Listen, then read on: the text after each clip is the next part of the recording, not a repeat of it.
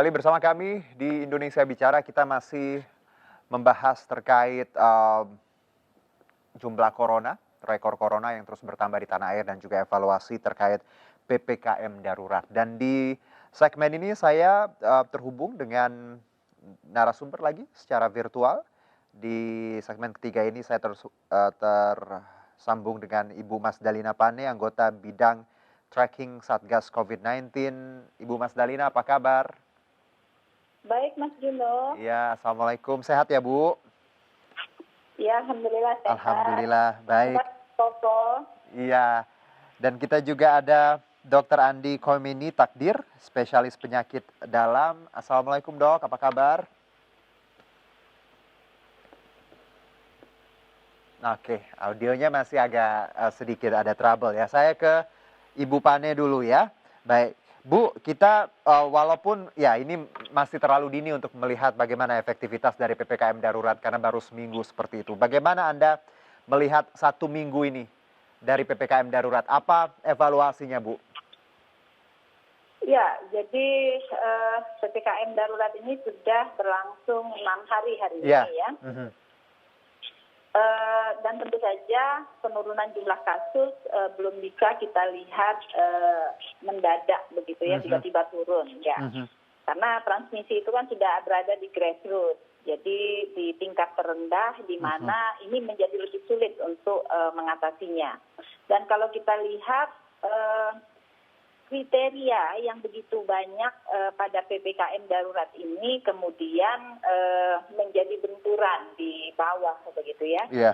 Ada banyak mispersepsi atau misklasifikasi ketika menentukan apakah ini masuk sektor esensial atau tidak. Betul. Kemudian WFH, WFO-nya. Jadi terlalu banyak kriteria yang kemudian membingungkan bagi masyarakat. Teman-teman aparat di lapangan juga kasihan jadinya.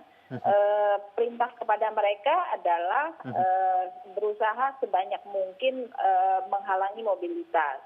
Tetapi ada beberapa yang penting seperti tenaga kesehatan ikut terimbas. Iya. Sehingga mereka menjadi sulit untuk akses ke tempat kerjanya. Dan tentu ini tidak begitu baik untuk pengendalian begitu ya. Oke. Saya setuju bahwa terkait dengan tadi ya keluhan dari baik itu pekerja-pekerja esensial. Karena belakangan ini kami pun rekan-rekan media sempat kesulitan Ibu untuk ke kantor dan juga tadi tenaga medis juga ada akses juga agak sulit. Padahal masuk di sektor esensial dan harusnya tadi koordinasi di lapangan lebih gampang ya Bu, karena kita sudah jelaskan peraturan yang esensial, non-esensial, dan kritikal seperti itu ya Bu ya? Iya demikian Mas Dino. Oke, Bu, kita ke Dokter Andi terlebih dahulu. Dokter Andi sudah bisa dengar suara saya?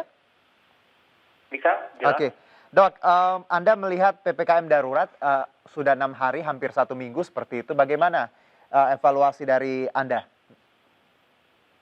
Jadi gini Bang, saya melihat bahwa upaya pembatasan mobilitas dengan yang diterapkan oleh pemerintah itu tentu harus sampai ke bawah. Baik. Jadi bahasa yang disampaikan dari pemerintah hendaknya disampaikan, dimengerti dan dipahami sehingga oleh masyarakat nanti diimplementasi. Ini kan kita sebenarnya sudah melakukan upaya pembatasan itu, kampanye pembatasan, kemudian kampanye protokol kesehatan itu sudah ada sekitar setahun lebih ya. Nah, tapi saya melihat bahwa di masyarakat memang akhirnya terbagi 3. Kalau kita bisa bagi mereka, ada yang memang patuh dan memang aktif untuk terus mengikuti dan mengkampanyekan upaya-upaya protokol kesehatan itu. Kemudian ada juga yang kalau boleh dibilang swing voters ya, jadi sebentar ikut, sebentar lagi mereka agak lalai, agak abai.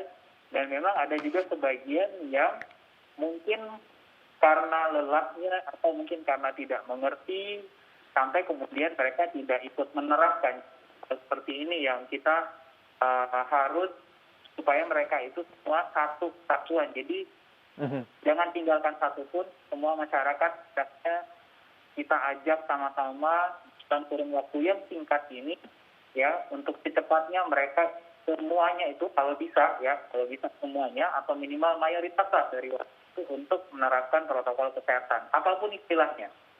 Oke, karena kita bicara menekan mobilitas dan protokol kesehatan ini yang kadang sering lalai dan akhirnya menyebabkan ditambah lagi varian baru akhirnya jumlahnya membludak seperti itu, Dok. Nah, kalau bicara keadaan di rumah sakit sendiri, Dok, kita tahu bahwa kemarin fasilitas kesehatan sudah banyak sekali yang penuh dan juga ketersediaan oksigen, nakes juga masih ada banyak yang berguguran. Bagaimana Dokter Andi melihat ini?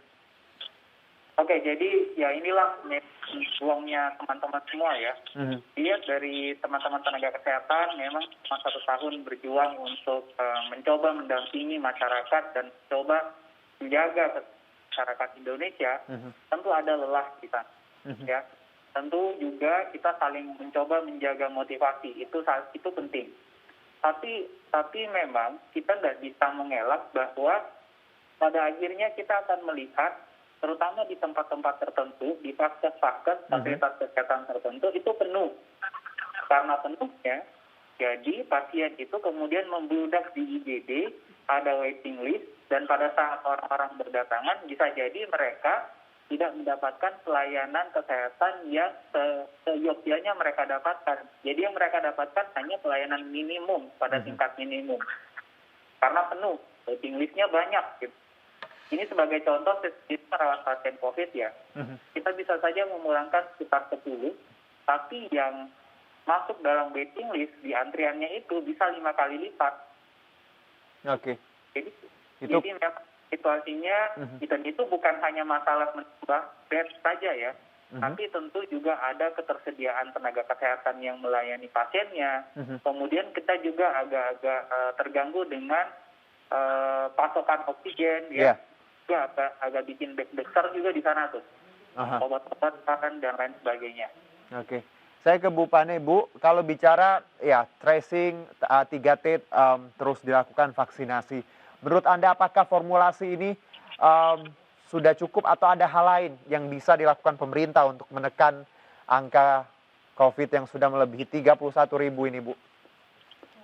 38 hari ini ya? Ya, 38, oke. Ya, pengendalian standarnya memang 3T ditambah dengan vaksinasi. Tapi permasalahannya semua target tidak tercapai, itu jadi persoalan. Target sudah ditetapkan, tapi indikator-indikatornya tidak pernah tercapai. Misalnya, vaksinasi 1 juta sehari hanya beberapa hari saja. Iya, betul. Dari 1 juta.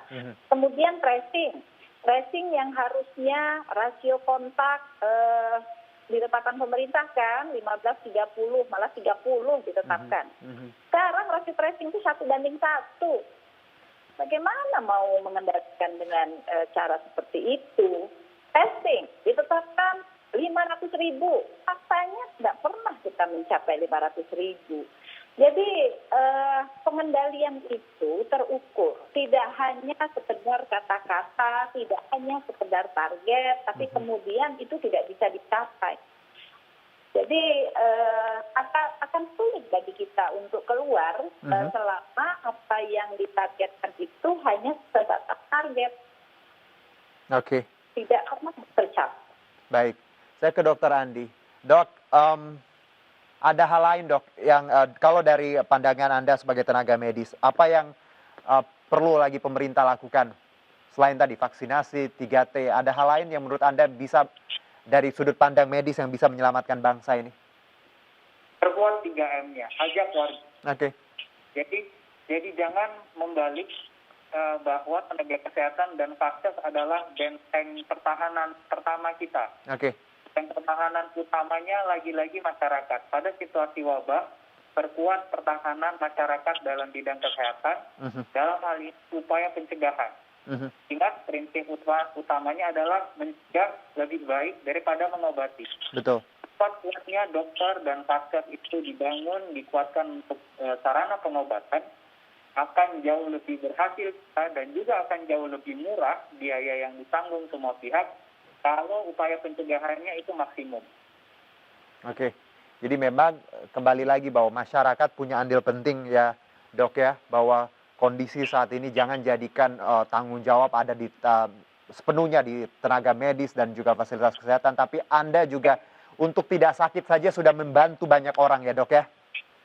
Ya. Baik, Dokter Andi terima kasih sudah bergabung di segmen ini. Selamat bertugas kembali dan kita masih akan lanjutkan di segmen selanjutnya masih bersama Bu Pane. Kita jeda dulu, tetap bersama kami.